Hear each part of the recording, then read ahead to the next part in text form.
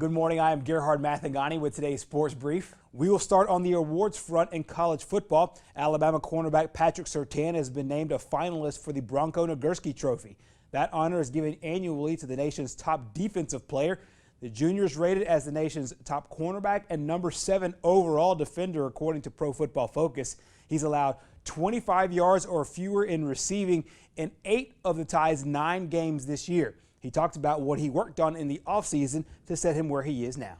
I wanted to improve my technique, improve my analysis before the play, before the snap, and, gain exposure on other teams, pre-snap motions and stuff, gaining an advantage out there on the field. Meanwhile, Surtain and his teammates are gearing up for the regular season finale this Saturday at Arkansas. They're a very high-motion team. They like to do a lot of pre-snap stuff to see what the defense does.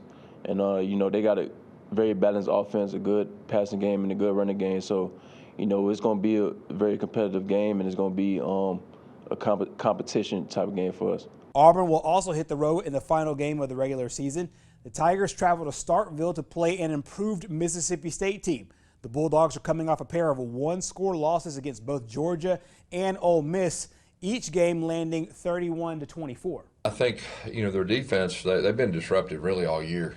They're impressive when you watch them on film against some really good offenses. They've done a good job against the run.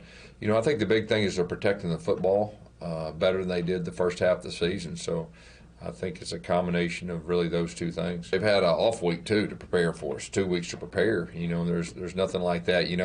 We actually earlier in the year when we were going to play them, we had an off week leading up to that. And of course, we had a few practices to at least get a foundation of what they do and kind of how to play in with that. So hopefully that'll help us. Hope there'll be a good recall from that week, and we can hit the ground running with that.